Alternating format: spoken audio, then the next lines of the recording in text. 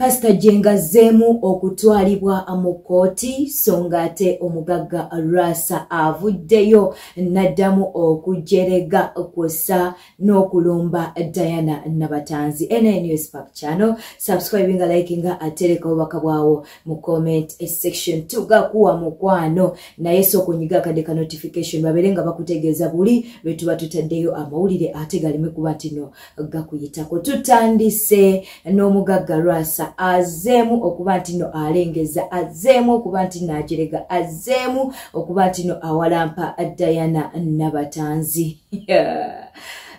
Namutabidalotso gambotya nekagudde echaris. Kakati no munange Diana Nabatanzi bazemu okuba ntino bamulumba ani eyali omwagalwa we Rasa oba omugagga Rasa. Abdon alokagamba nti okumanya Diana Nabatanzi yadiba. Kigambo ekyo si kirungi naddala nga ndi mukyalo okuba nti no kikozesa naye ndi mukuwa mawulire ngate bwe tuba atugafunye. Agambye nti okumanya Diana Nabatanzi mbu yadiba mbu Rasa we bakyankala nate Rasa n'awasizaawo okitegeera naye mbu paka kati Diana Nabatanzi tannafuna amujja akulujja. Kakati no munange wabuuziddwa ku bya mystery agambye nti nedda nammwe ebyo mubiveeko. Era tabimazeeko na budde katubeere nga tukuwa Rasa abeere nti nate abyeyogerera. Kati baako obubaka obulungi bw'oweereza Nabatanzi. Nabatanzi bubaka bulungi ki? Twala. Nkozi oli Muganda.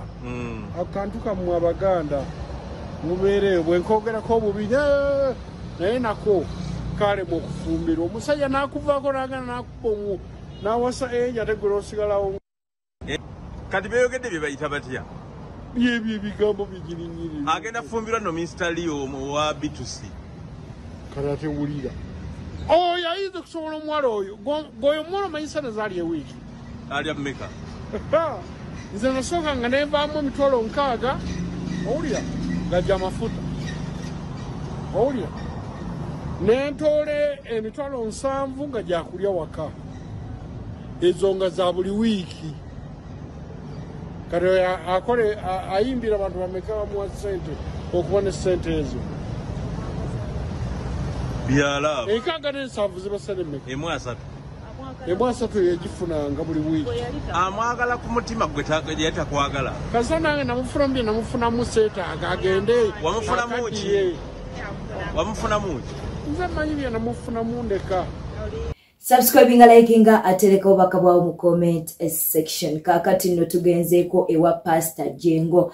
Pastor Jengo munange bazzeemu ne bamukuba mu kooti. Ebintu nno bizzeemu omusajja bukyabambi taata we yava mu bulamu bw'ensi eno obulamu tebutereeranga buli kaseera kooti buli kaseera nsonga z'abaana buli kaseera kino TV biki byonna ebimutuuseeko munnange obulamu bwe butyo bwali mu kuba nti no abutambuza naye nga munnange omukyalo ono mwali mumulabyeko mawulire azzeemu n'amutwala mu kooti. Ensonga ki amubanja kati obukadde obuwerera ddala 18 n'ekitundu. Agambye nti azaali ssente nnyingi naye Pastor Jengo n'asasulako era munnange mbu yatandika okusasula ng'era amaze kuba nti nno amuteeka ku mutimbagano. Pastor Jengo n'addamu okuba nti nno asasula. Kaakati nno kimutwazizza mu kooti mbu Pastor Jengo takyakwata ssimu ze.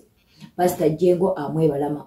Pastor Jengo akyaganya okuba nti no asasula obukadde bwe 18 bwali mu kumubanja. Kati ensonga lwaki ate ensonga azitutte mu kooti. Tetunaba kubeera nga tufuna Pastor Jengo abeere nga ate ye awasaidye naye ng'ensonga bwe ziri tujja kugenda maaso n'okuba nti no tukuwa ge tunaaba tufunyewo. Wabula omukyalo ono mu kwogerako ne bannamawulire agambye nti yali asabye Pastor Jengo mbu babeereko engeri nje bateeseganyamu engeri y'okusasulamu ssente naye Pastor Jengo buno ate munnange amwebalama bwebalami oba ngeri kyeyo nze naawe katubeere nga tukuwa ate akatambi kano.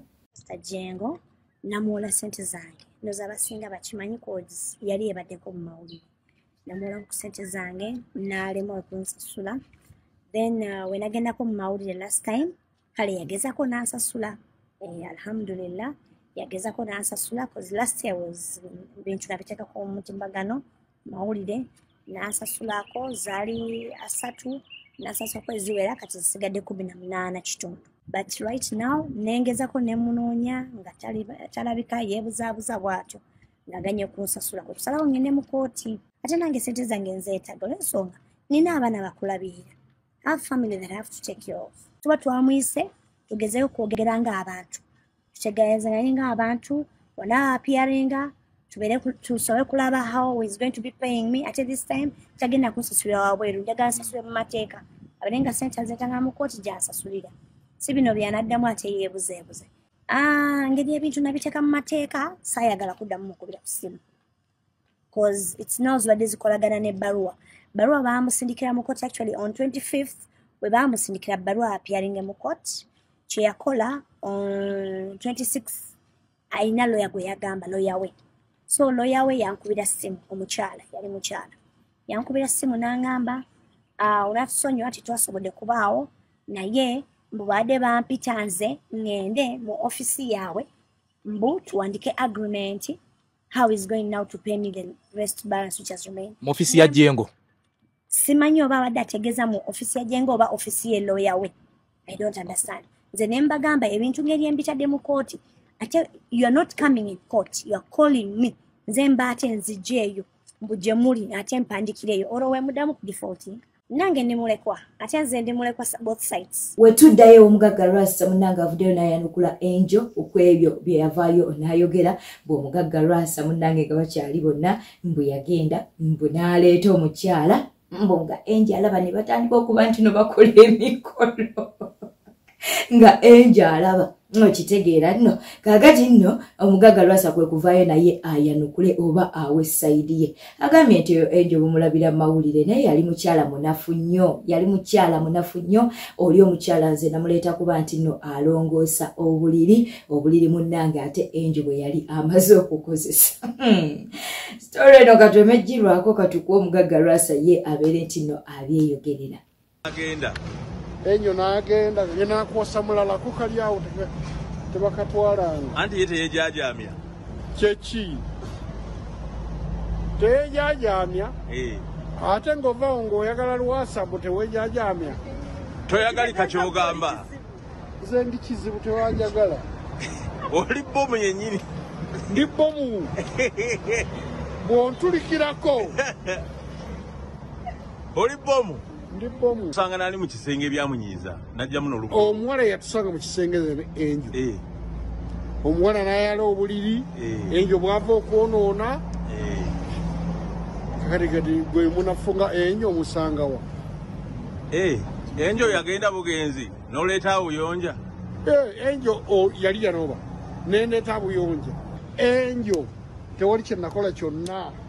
Owulira twava tula mu ntebe gatuvudde ku buliri tuwuddugazza omuwala n'ajja n'aleeta amasuuka n'agala kuba yalwawo yawali eddakiika 3.